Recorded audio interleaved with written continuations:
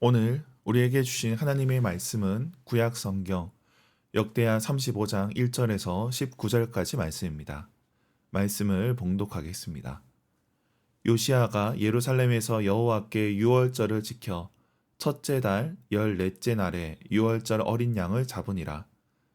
왕이 제사장들에게 그들의 직분을 맡기고 격려하여 여호와의 전에서 직무를 수행하게 하고 또 여호와 앞에 구별되어서 온 이스라엘을 가르치는 레위 사람에게 이르되 거룩한 궤를 이스라엘 왕 다윗의 아들 솔로몬이 건축한 전 가운데에 두고 다시는 너희 어깨에 매지 말고 마땅히 너희의 하나님 여호와와 그의 백성 이스라엘을 섬길 것이니라.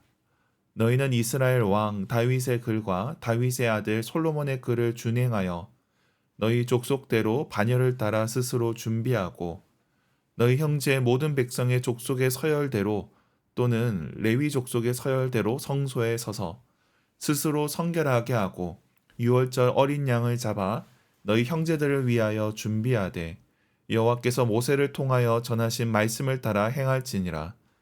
요시아가 그 모인 모든 이들을 위하여 백성들에게 자기의 소유 양떼 중에서 어린 양과 어린 염소 3만 마리와 수소 3천 마리를 내어 유월절 제물로 주매 방백들도 즐거이 희생을 드려 백성과 제사장들과 레위 사람들에게 주었고 하나님의 전을 주장하는 자 힐기야와 스가랴와 여히엘은 제사장들에게 양 2,600마리와 수소 300마리를 유월절 제물로 주었고 또 레위 사람들의 우두머리들 곧 고냐냐와 그의 형제 스마야와 느다넬과 하사바와 여이엘과 요사밧은 양 5,000마리와 수소 500마리를 레위 사람들에게 유월절 제물로 주었더라.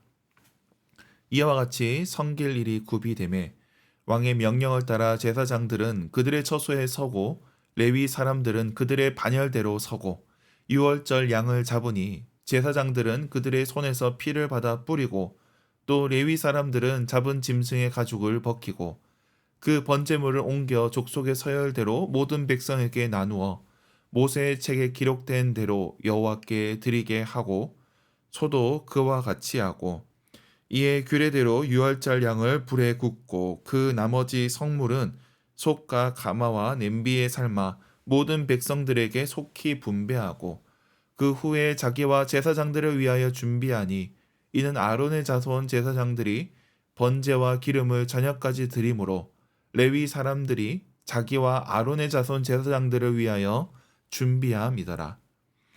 아삽의 자손 노래하는 자들은 다윗과 아삽과 헤만과 왕의 선견자 여두둔이 명령한 대로 자기 처소에 있고 문제기들은 각 문에 있고 그 직무에서 떠날 것이 없었으니 이는 그의 형제 레위 사람들이 그들을 위하여 준비하였음이더라. 이와 같이 당일에 여호와를 섬길 일이 다 준비되매 요시야 왕의 명령대로 유월절을 지키며 번제를 여호와의 제단에 드렸으며 그때에 모인 이스라엘 자손이 유월절을 지키고 이어서 무교절을 7일 동안 지켰으니 선지자 사무엘 이후로 이스라엘 가운데서 유월절을 이같이 지키지 못하였고 이스라엘 모든 왕들도 요시아가 제사장들과 레위 사람들과 모인 온 유다와 이스라엘 무리와 예루살렘 주민과 함께 지킨 것처럼은 유월절을 지키지 못하였더라. 요시아가 왕위에 있은 지 18째 해에 이 유월절을 지켰더라. 아멘. 매일 성경 순서에 따라 역대하 말씀을 살펴보고 있습니다. 계속해서 요시아의 종교개혁을 다루고 있습니다. 요시아는 성전 수리를 실시했고 그 과정에서 발견된 말씀을 다시 선포했습니다. 백성들과 함께 언약을 확인했습니다. 그리고 오늘 본문에서는 유월절 예배를 드리게 됩니다. 오늘 본문 1절에는 요시아가 유월절을 지켰다 나옵니다. 오늘 본문 전체는 이에 대한 구체적인 설명이라 할 수 있습니다. 그런데 유월절을 지키는데 3절에 보면 레위 사람들에게 궤를 성전에 둘 것을 명령합니다. 이는 언약궤가 성전 아닌 곳에 있었다는 겁니다. 그동안 성전이 방치되고 우상 숭배로 인하여서 궤가 더럽혀질까봐 파괴될까봐 아마 레위인들이 옮겨 놓은 것일 수도 있습니다. 물론 성전 수리 가운데 잠시 이동한 것으로 볼 수 있지만 아마도 이스라엘의 예배가 회복되기 위해 이제 궤를 다시 제자리에 두는 것입니다. 다윗과 솔로몬이 언약궤를 가져오듯 요시아도 그렇게 행합니다. 그런데 유월절을 지키는데 오늘 본문의 내용들을 살펴보면 레위인들에 대한 내용이 강조되고 있습니다.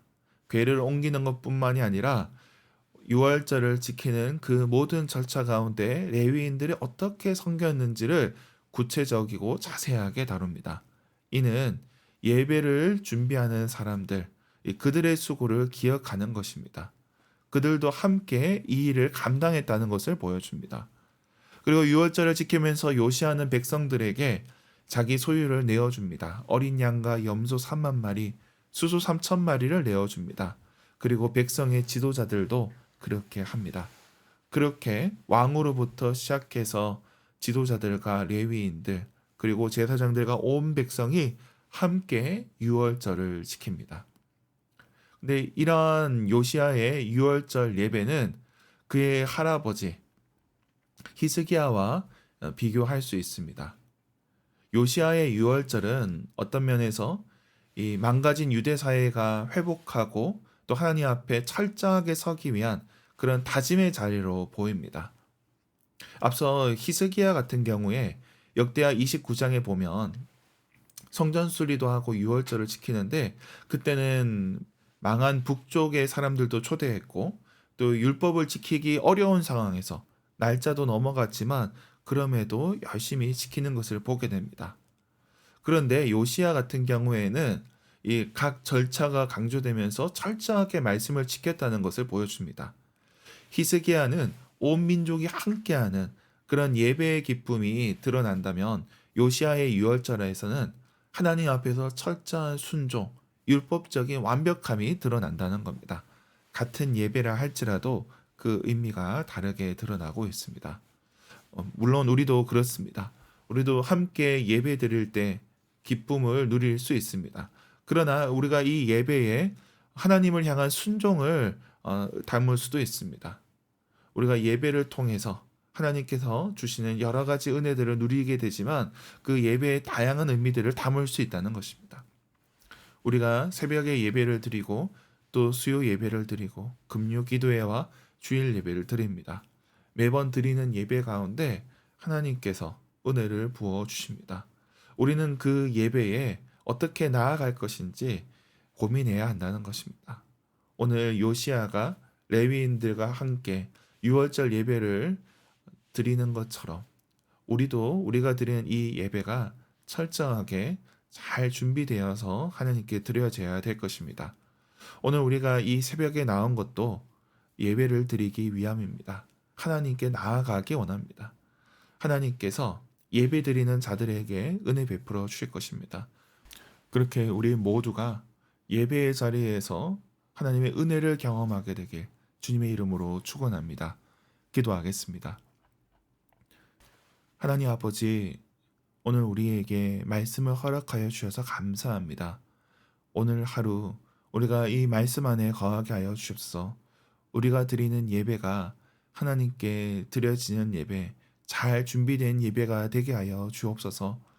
말씀으로 이 시대가 새로워지게 하여 주시고 이 땅의 교회가 영과 진리로 드리는 예배로 그렇게 변화되게 하여 주옵소서.